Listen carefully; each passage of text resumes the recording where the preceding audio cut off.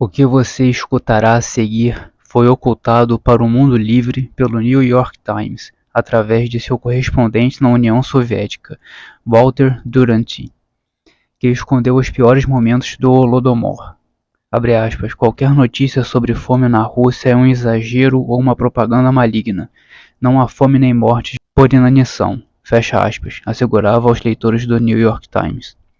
Os artigos de Duranty sobre o primeiro plano quinquenal de Stalin, de 28 a 32, impondo sobre o campesinato a completa coletivização da terra, elogiavam as, abre aspas, excelências desta transformação radical das estruturas econômicas e sociais, fecha aspas. Em 1930, mais de 90% das terras agrícolas já estavam coletivizadas. Lhe valeram o prêmio Pulitzer em 32.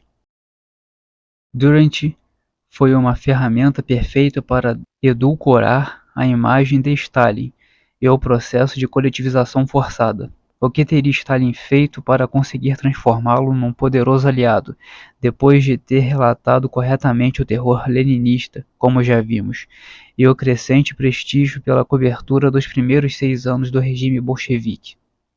Não se sabe exatamente, mas Stalin lhe proporcionou uma vida faustosa em Moscou, uma mansão onde vivia com sua amante russa, carro de luxo e acesso, aspas, total às informações estatais, aquelas que interessava divulgar, obviamente. Vilas e granjas coletivas foram montadas como teatro que enganavam os visitantes estrangeiros, incluindo o primeiro-ministro francês Edouard Herriot, o arcebispo de Canterbury e Bernard Shaw, da Fabian Society, que descartou qualquer fome com a declaração frívola e maldosa, abre aspas, nunca comi tão bem como na minha viagem à Rússia, fecha aspas. O conflito deflagrado entre a Ucrânia e a Rússia soviética entre os anos de 17 a 20 foi uma guerra para obter o domínio político e econômico da Ucrânia. Por isso, a aspas, guerra comunista se apresentava como uma política armada de roubo e saque. O primordial da luta foi conseguir o pão ucraniano. Já dizia Lenin, abre aspas, não sobreviveremos sem o pão da Ucrânia, fecha aspas. E a luta pelo socialismo era a luta pelo pão, abre aspas. E se editavam decretos para obrigar os camponeses a entregarem todas as colheitas, podendo reter uma mínima quantidade, insuficiente para a manutenção da família, fecha aspas. Os camponeses se negavam a entregar as colheitas sem o pagamento. Então forças armadas entraram nos campos da lavoura para saquearem tudo quanto pudessem, o trigo para o governo e o resto para eles mesmos.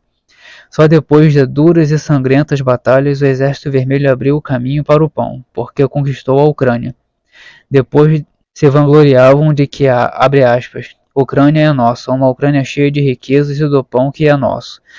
Temos 400 militares de abastecimento. Temos uma massa enorme de trabalhadores, fecha aspas. E os olhos dos lavradores russos estavam fixos na Ucrânia, aguardando a ordem para se apoderarem das propriedades ucranianas, onde, ao se estabelecerem mais tarde, trouxeram os maiores horrores para as aldeias e para o povo ucraniano.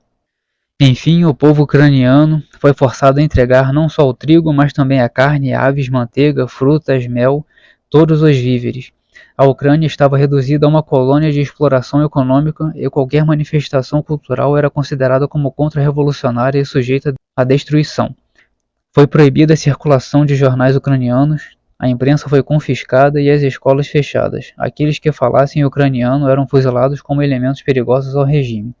No solo soviético só o idioma russo é permitido, afirmavam os soviéticos. Tudo isso revoltou profundamente a alma da nação ucraniana, daí os levantes contra os soviéticos, declarou o representante de Moscou na Ucrânia, Raskovsky. A revolta contra a Rússia continha os slogans da independência da Ucrânia, sob o mando comunista e ucraniano esquerdista social-democrático. Nesse período, mais de 1 milhão de insurgentes tomaram as armas contra os russos, conseguindo liquidar mais de 40 mil soldados do Exército Vermelho e membros das agências coletivas de trigo.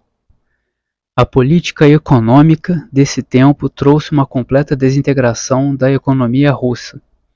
Diante do roubo governamental das colheitas, as áreas do cultivo foram reduzidas ao mínimo necessário para prover a própria subsistência. Assim, a colheita de 1920 foi 65% menor do que a do ano anterior. O mesmo fenômeno se deu em todas as outras atividades industriais. Nessa crise aguda desencadeada pelo próprio poder, a população padecia de carência de todo o essencial, como pão, cereais, carne, açúcar, roupas, sapatos, sal, fósforo, sabão, querosene, combustíveis, entre outros. Numa inflação galopante, o valor da moeda caía numa velocidade catastrófica. Basta dizer que em 1921 as mercadorias aumentaram 7.918 vezes de preço. A população vivia semi-faminta. As casas das cidades e vilas, depois de nacionalizadas, não tinham dono. Ninguém se interessava pelas residências que aos poucos se deterioravam e ruíam. Os serviços públicos de água, luz, esgoto e instalações sanitárias eram péssimos. Em 1930, começou a repressão russa na Ucrânia. Foi criado um tribunal que dava aos bolcheviques o direito de liquidarem com selvageria a muitos ucranianos dignos, expoentes no campo cultural, acadêmicos, professores, líderes, entre outros. Os soviéticos condenavam em massa sem julgamento intelectuais camponeses e operários. Stalin percebeu que a violência colonizadora agrícola na Ucrânia estava longe de submetê-la aos seus interesses imperialistas. Daí a sua decisão de dispersar as forças do renascimento ucraniano, a liquidação da política ucraniana para atemorizar todos os setores da nação. Começou uma nova etapa de vida na Ucrânia, a coletivização compulsória da agricultura para desenvolver uma agricultura industrial mediante trabalho dos camponeses e assim aumentar a potência bélica soviética. Os camponeses se negavam a trabalhar nas granjas coletivas e, em consequência, a sua liquidação em massa ou a sua deportação para os campos de concentração de trabalhos forçados. Foram assim centenas de milhares e talvez milhões de lavradores, arrancados à força de suas propriedades. A coletivização forçada não produziu os resultados esperados. De ano em ano, as colheitas diminuíram, as ameaças soviéticas aumentavam, e essa situação crítica preconizava graves acontecimentos na Ucrânia. Muito obrigado pela sua audiência e até a próxima.